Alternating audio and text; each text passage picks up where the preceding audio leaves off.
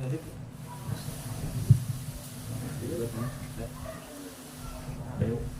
di mana?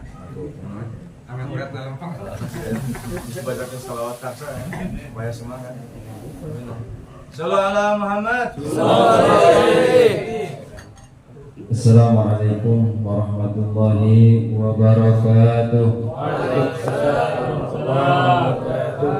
Innal hamdalillah nasta'inuhu wa nastaghfiruh wa na'udzu billahi min shururi anfusina wa min sayyiati a'malina.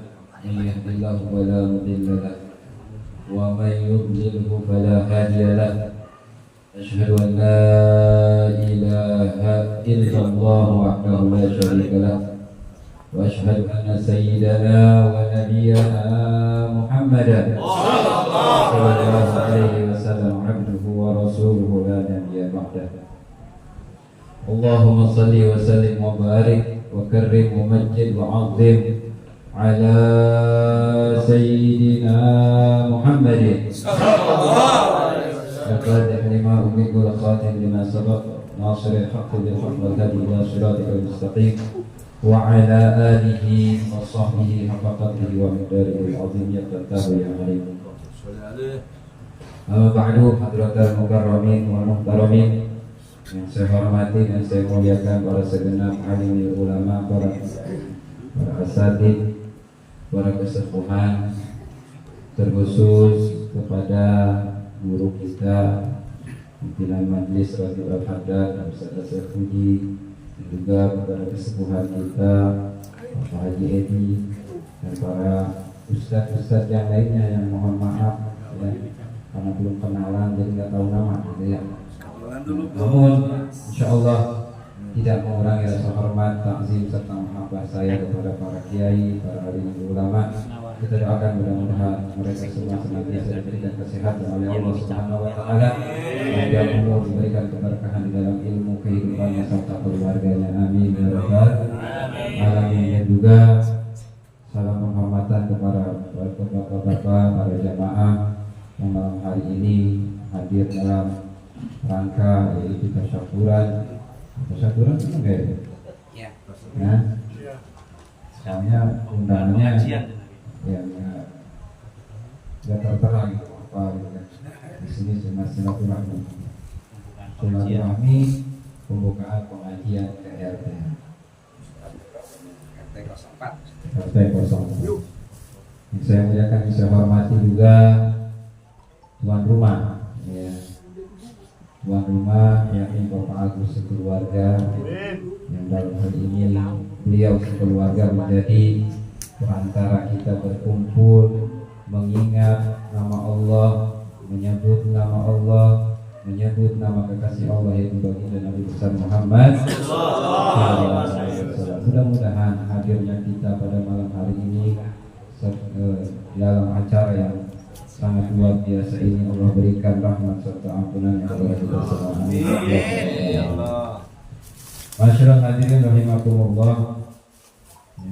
Ini acara sebenarnya formal aja. Saya pengennya duduk. Biasanya duduk. Ya, bapak berdiri dulu. Ini kalau yang ceramah kan ini kan ceramah ya katanya. Iya, kalau ceramah biasanya duduk kan, kasih bangku, ya. Meja, ada kopi. Kalau kopinya doang ada. Masyaallah hadirin rahimakumullah. Berbicara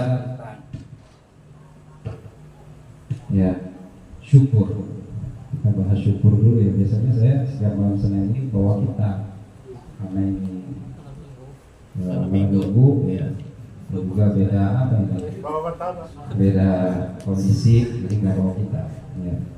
Kita sih ada yang dalam HP cuma nggak saya suka. Nah, berbicara tentang syukur memang telah disampaikan oleh tadi MC ya, oleh MC dalam pembukaannya. In syakartum la zidan wa in kafartum inna azabi lasyadid. Kata Allah, jika kalian bersyukur atas nikmat Allah, nikmat Allah Subhanahu wa taala, maka akan Allah tambah. Begitu juga sebaliknya.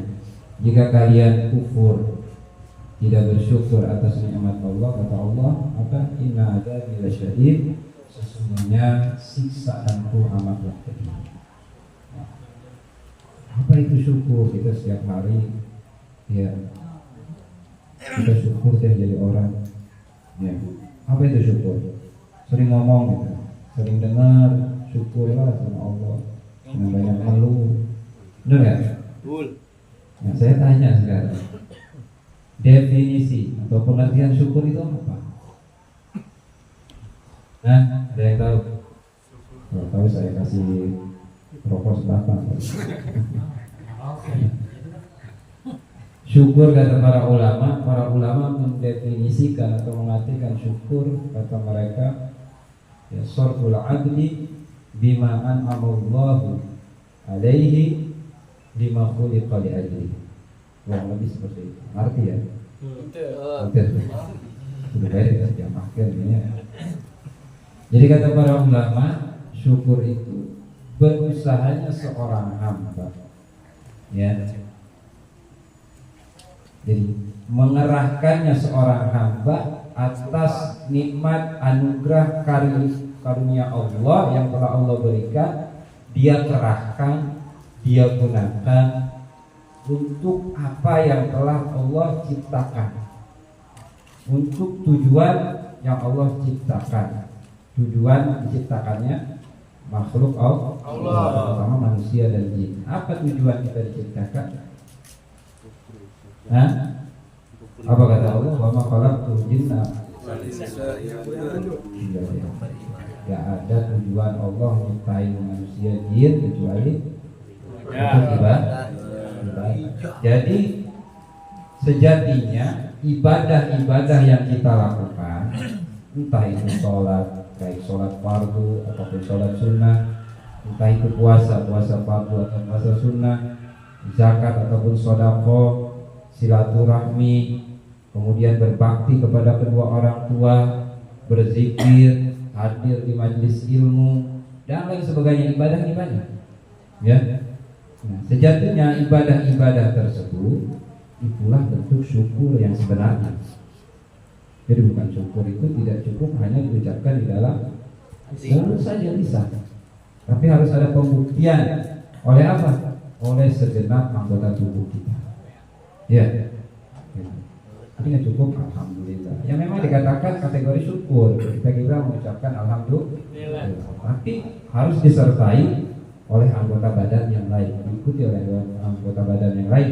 Kita kerahkan anggota badan kita untuk beribadah, mewujudkan rasa syukur tersebut atas apa-apa yang telah Allah berikan kepada kita. Jadi semua ibadah yang kita lakukan sejatinya itu adalah bentuk syukur kita kepada Allah Subhanahu wa Ta'ala. Jadi berkumpulnya kita di sini ya, katanya tasyakuran, dengar gitu ya. Saya juga dengar informasinya belum jelas gitu, apakah pengajian, apakah tasyakuran, ya, merangkap. Nah, kita di sini berkumpul dalam momentum berzikir, bersolawat, benar ya?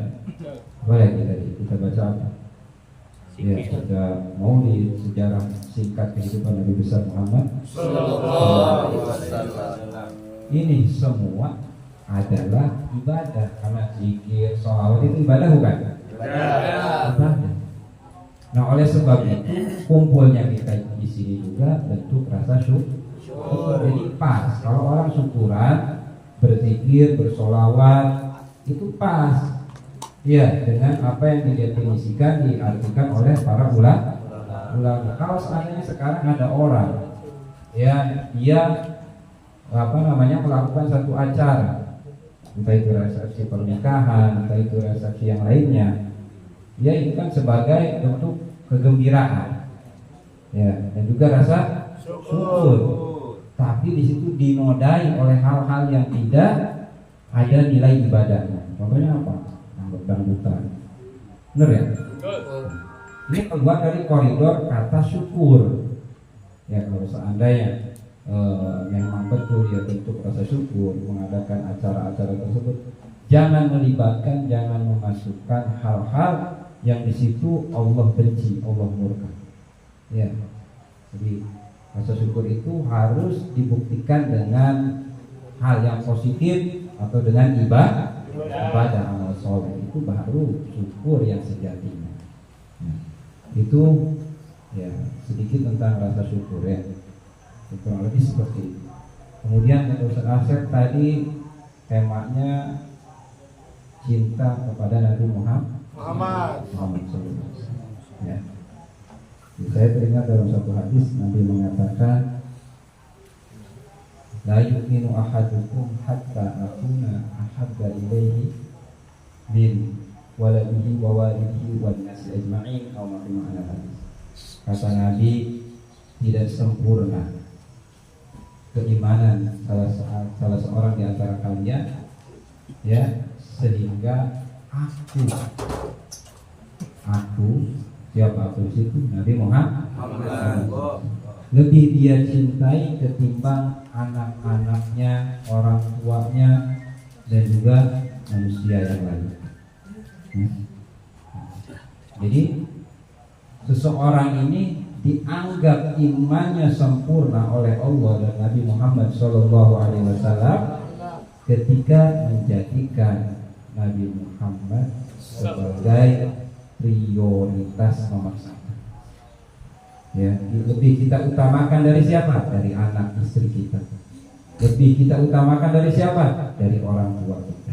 Jadi nomor satu itu yang harus kita utamakan adalah Nabi Muhammad Sallallahu Alaihi Wasallam. Sebagai apa? Sebagai bentuk kesempurnaan iman seseorang.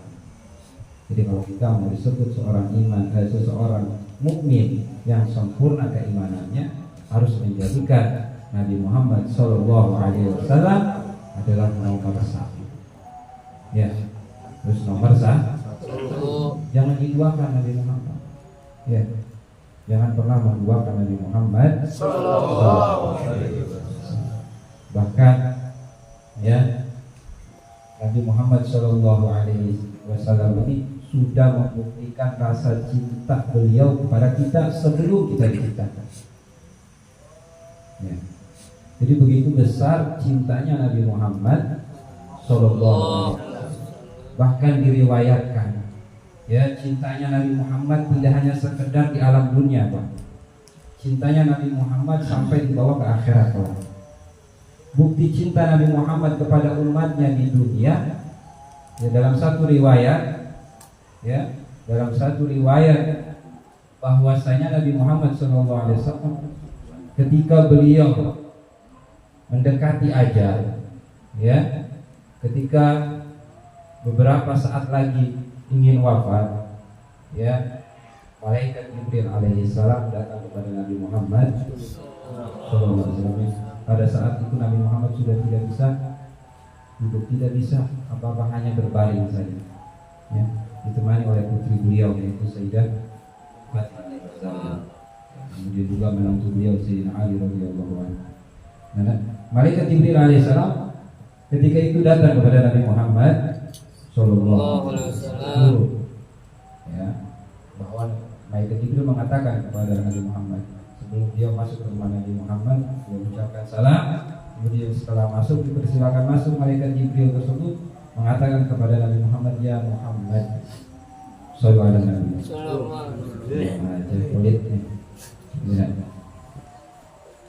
ya Rasulullah, malaikat Jibril, anna rabbaka yuqri'uka salam. Wahai Rasulullah, Tuhanmu Allah Subhanahu wa taala mengirimkan salam kepadamu. Ya. Kemudian kata malaikat Jibril, dan dia mengatakan kepadamu, apakah engkau ingin hidup lebih lama lagi, atau sekarang engkau ingin bertemu dengan Allah Subhanahu wa taala? Jadi ditawari, waktu sakaratul maut ditawari. Model kita juga ditawari begitu apa?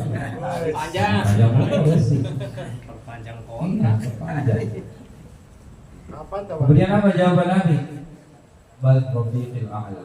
Karena saya pengen ketemu Allah. Itu jawaban Nabi. Kalau jawaban kita beda kan? Beda asli.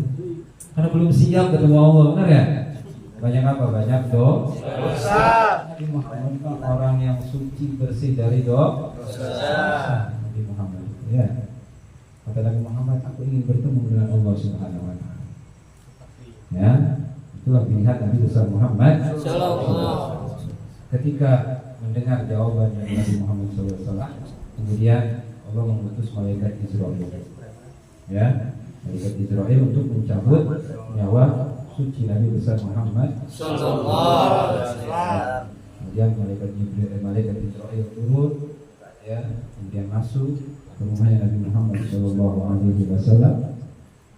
Ya, ketika masuk, malaikat Israel pun izin sama Nabi mau nyabut nyawa ini, izin.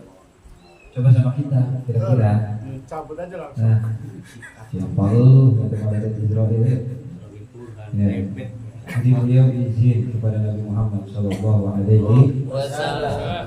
Akhirnya malaikat Israel alaihissalam dia mencabut nyawa Nabi besar Muhammad SAW. Jadi izin, jadi jangan sembarangan mengatakan saya bisa memerintahkan malaikat. Siapa lu? Ada kan orang yang ngomong gitu sekarang ya? Malaikat Jibril, malaikat semuanya saya bisa perintahkan. Siapa lu? Gue bilang. Ya, malaikat itu hanya tunduk dan patuh kepada Allah dan Nabi Muhammad. Kepada selain itu nggak ada. Ya. Mau ada yang ngomong malaikat bisa saya perintah, nah, omong kosong yang dipercaya.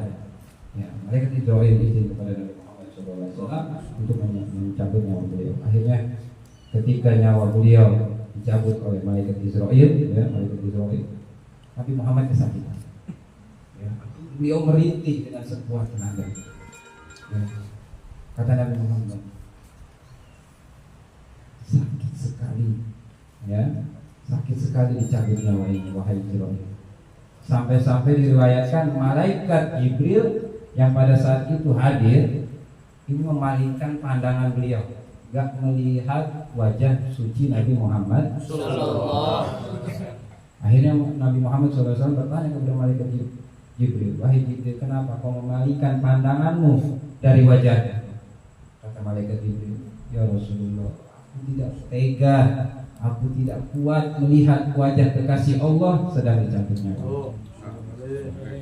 Ya. Sakit apa? Saking mengerikannya sakaratul maut. Ya. Saking menggentingkannya sakaratul maut. Ya. Kemudian Nabi Muhammad SAW bertanya kepada malaikat Jibril, ya Jibril, sesakit inikah sakaratul maut? Ya wahai Rasulullah. Ya. Dan ini pun kata beliau sudah yang paling pelan. Ya. Sama Nabi Muhammad itu malaikat Jibril paling pelan yang bernyawa. Ya, tapi Nabi Muhammad merasakan sakit.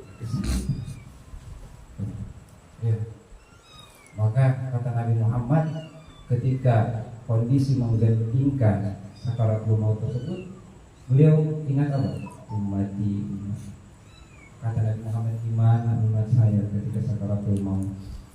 Ya, saya saja manusia yang dipilih oleh Allah dicabut nyawa, dengan itu lembut tetap merasakan sakit. Apalagi umat saya nanti. Maka apa beliau katakan? Ya Allah, sakil alayya wa khafif ala ummati. Wahai Allah, beratkanlah sakaratul maut kepada saya dan ringankanlah sakaratul maut kepada umat saya. Jadi ketika sakaratul maut, Nabi masih ingat umatnya. Saking apanya? Saking cintanya sama umatnya. Shallu ala Nabi Muhammad. Padahal sakaratul maut ini waktu-waktu yang menggentingkan. Kita nggak bakal ingat siapa-siapa lagi, benar nggak? Ya. Bakal ingat istri, anak, ya. Kita bakal ingat anak. Lagi rokok bakal ingat.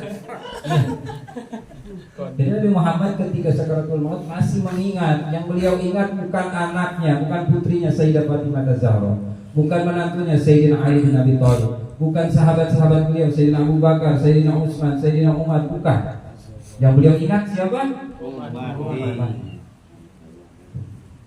Jadi ketika sakaratul maut, pembuktian cinta Nabi Muhammad dan kasih sayang Nabi Muhammad ya kepada umatnya ketika masih di dunia. Begitu besarnya cinta Nabi Muhammad kepada umatnya. Lantas mana bukti Nabi Muhammad SAW masih tetap cinta walaupun sudah berpindah alam?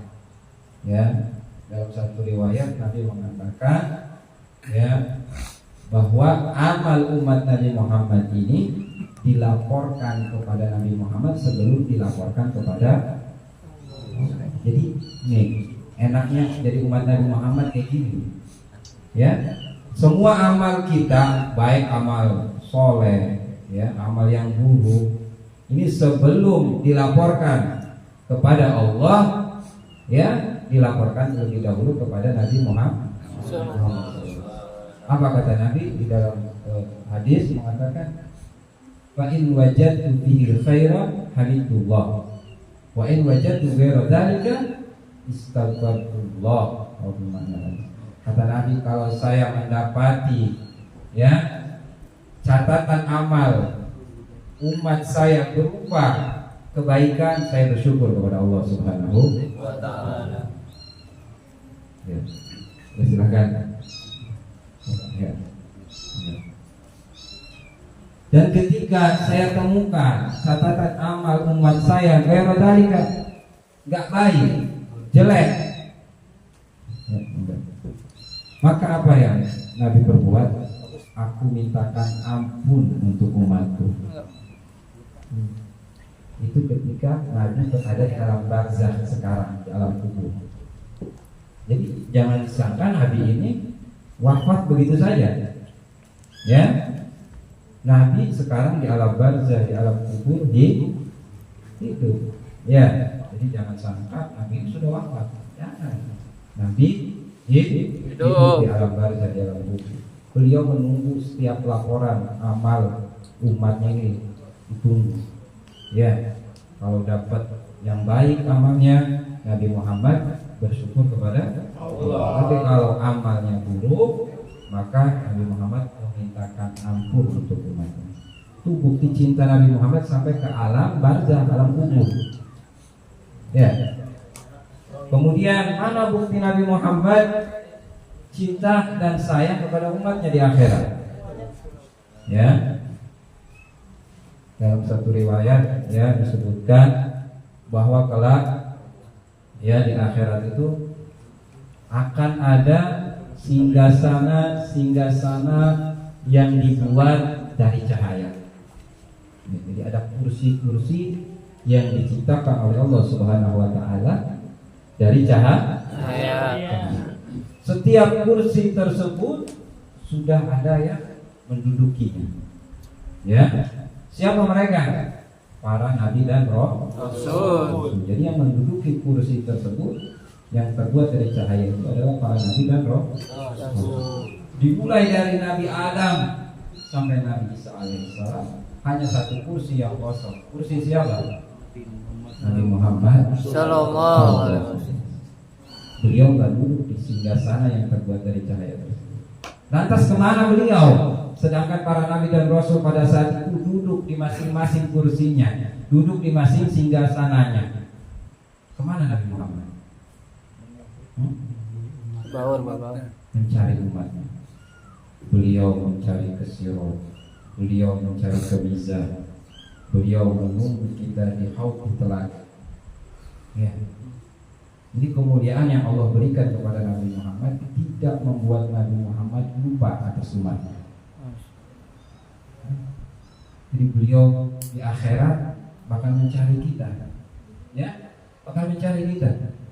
Ya, beliau lari ke sana kemari, lari ke Sirat, ya, ke jembatan, kemudian juga lari ke Mizan, ya, di timbangan amal. Kemudian juga beliau berada di haud, jadi telaga suci Nabi besar Muhammad sallallahu alaihi wasallam. Kita dapat minum dari telaga suci Nabi Muhammad sallallahu alaihi wasallam. Jadi beliau ya tidak lupa kepada umat. Ini bukti cinta Nabi Muhammad dari dunia sampai akhirat. Gak lupa Nabi Muhammad, ya, gak lupa sama umatnya. Makanya sebelum kita membaca Maulid tadi dalam Al-Quran Allah mengatakan apa? Harisun alaikum ma'anuttum bil mu'min azizun alaihi ma'anittum harisun alaikum bil mu'minina. Ya, Nabi Muhammad itu aziz, merasa berat. Kalau apa? Kalau umatnya ada yang lagi kesusahan. Jadi kalau kita lagi kesusahan, lagi sakit, itu Nabi Muhammad ngerasain. Ya, ngerasain. Ah, Ustaz bohong, mana mungkin? Ya, Nabi yang mengatakan, ya, fa yusiba ahadukum fi rijlaihi walau bi syaukatin. Ya, kata Nabi, jika kata Nabi, jika di antara salah satu di antara kalian yang tertimpa suatu yang buruk, musibah, ya, walaupun hanya tertusuk duri di kakinya, maka sakitnya aku rasakan juga. Tuh. Jadi cuma tertusuk duri, kita tertusuk duri umatnya Nabi Muhammad, yang merasakan sakit bukan hanya kita. Nabi Muhammad pun merasakan sakit. Ya, coba. Ya, pencinta seperti apa ini? Kalau kita ngaku cinta sama orang, ketika orang yang kita cintai sakit, apakah kita merasakan sakit? Nggak diledekin. Ini pencinta sejati seperti ini, Nabi Muhammad SAW. Ya, jadi begitu luar biasanya cinta Nabi Muhammad SAW.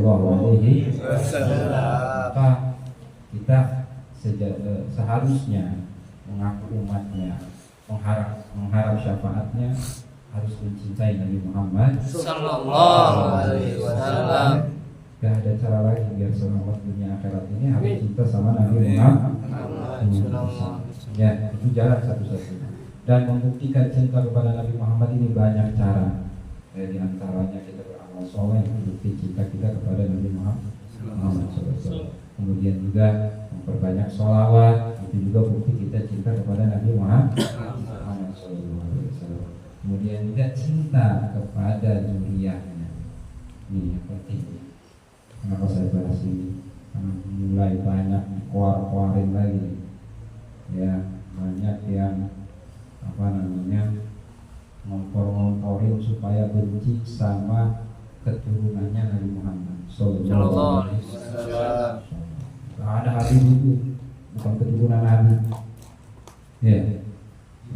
Dia katakan ini ilmiah, tesis, hasil apa? DNA. Hasil DNA segala macam. Ya, ya kan seperti itu. Ya. Jadi jangan sampai kita terbawa oleh isu yang membuat kita justru sedikit demi sedikit keluar dari Islam. Hati, ya, walaupun mereka berdalih dengan ini adalah ilmiah, ya, yang ngomong kiai, ustaz, mau kiai, kalau tidak sejalan dengan para ulama kita terdahulu, jangan ikuti. Ya, karena kata para ulama, kebaikan ini akan kita dapatkan ketika kita mengikuti orang-orang terdahulu. Ya, ulama-ulama terdahulu. Sedangkan kebinasaan ketika kita mengikuti orang-orang yang datang setelahnya, yang baru nongol, baru viral, baru terkenal. Kita lihat Syekh Nawawi Al-Bantani. Ya, siapa yang nggak tahu Syekh Nawawi Al-Bantani? Ya, sedunia kenal beliau. Ya, bahkan beliau adalah guru daripada kiai-kiai Nusantara kita. Ya, ya, beliau punya satu kitab, ya, itu menyarahi, ya, penjelasan dari kitab Sulamut Taufik. Kitab Sulamut Taufik ini dikarang oleh dari kalangan keluarga Al-Ba'alawi. Lupa saya namanya, bisa dari Habib Husain bin Thohir apa siapa? Kalau salah ya. Itu Habib Husain bin Thohir itu Ba'alawi, dari Sadah Ba'alawi, dari zuriyah Nabi Muhammad sallallahu alaihi wasallam. Nah, kitab Sulamut Taufik yang disusun oleh Al-Habib Husain bin Thohir ini dijelaskan, diperincikan oleh Syekh Nawawi. Ya, kalau nggak salah kitabnya apa itu ya? Nihayat Husain apa lupa saya juga. Itu beliau mensyarahi, menjelaskan isi dari kitab Sulamut Taufik. Yang mana kitab Sulamut Taufik ini dikarang oleh ya keturunan Nabi dari kalangan Al-Ba'alawi. Ya, kalau seandainya Syekh Nawawi ya meragukan ya kehabiban Habib Husain bin Thohir pengarang Sulamut Taufik, gak mungkin beliau menyalahi kitab tersebut. Benar ya? Jadi nggak usah aneh lah kita. Mau kiai siapa ke sekarang yang baru nongol itu ya? Kita patokannya Syekh Nawawi, Syekh Hasyim Asy'ari, ya Mbah Hasyim Asy'ari. Ya, selamat kita. Ngapain ikut yang baru-baru terkenal ya? Kalau Syekh Nawawi sudah diakui oleh dunia kealimannya. Nah, ini yang baru nongol diakui siapa? TikTok. Bukan saya provokasi, saya ingin meluruskan. Ya, bukan. Ya, kita doakan mudah-mudahan mereka semua yang membuat hal-hal gaduh, kita doakan mudah-mudahan mendapatkan hidayah dari Allah. Amin. Ya, jangan sampai kita terprovokasi oleh hal-hal yang justru tanpa kita sadari ya mengeluarkan kita dari Islam. Ya, nggak boleh kita benci sama keluarga Nabi Muhammad, haram hukumnya. Nggak boleh. Ya. Ustaz, Habibnya begitu suka minta-minta. Itulah ujian buat kita sebagai bukti ya sejauh mana cinta kita kepada Nabi. Ya. Ya, kalau kita benci, jangan benci zatnya, karena Habib ini zuriyah Nabi, keturunan Nabi. Baik itu Habib, Sayyid, Syarif, itu kan cuma gelar, benar kan? Ini diribut-ributin nih, Sayyid, Syarif, Habib, ya. Kalau Habib bukan keturunan Nabi, yang keturunan Nabi itu Sayyid sama Syarif, Syarif Hidayatullah. Ya, Habib juga zuriyah Nabi, itu gelar yang ada di Yaman. Malah terkutip di dalam kitab Nihayat Zain karangan Syekh Nawawi. Syekh Nawawi menerangkan siapa itu Habib. Ya, Habib itu al-mahbub as-sayyid. Ya, yang dimaksud Habib itu adalah orang yang dicintai, yaitu sayyid, keturunan Nabi Muhammad SAW. Kata beliau, ya kata Syekh Nawawi, ya di sebagian negara keturunan Nabi ini kalau laki-laki disebut Habib. Yang dimaksud beliau di sebagian negara itu di mana? Di Yaman, di Indonesia, di Malaysia. Ini keturunan Nabi dari Tangerang termasuk ya. Disebut Habib kalau laki-laki, kalau perempuan Hubaba.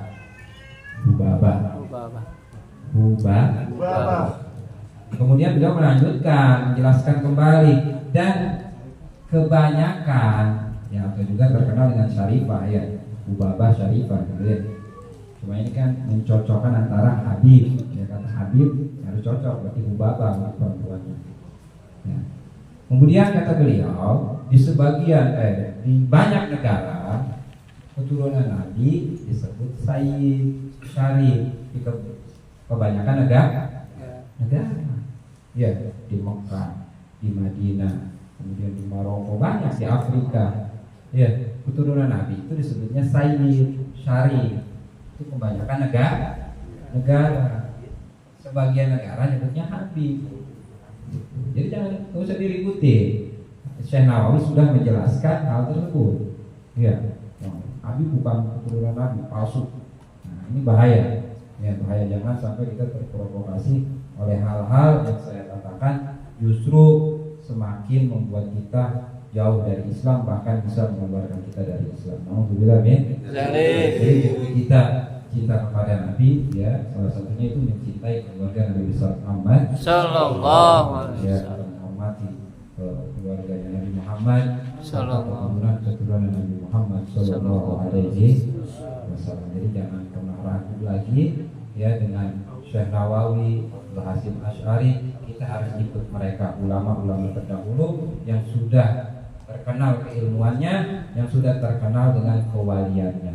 Jangan sampai ikut-ikut yang baru nongol, yang baru terkenal, belum jelas keilmuan serta kewaliannya. Jadi mungkin ini saja yang bisa sampaikan. Kurang lebihnya mohon maaf ya apabila saya ngaco salah kemari pembahasan ya, karena nggak ada persiapan juga kemudian ini tahu bulan ya. Ini saja yang bisa sampaikan, kurang lebihnya mohon maaf. Wabillahi taufiq wal hidayah. Wassalamualaikum warahmatullahi wabarakatuh.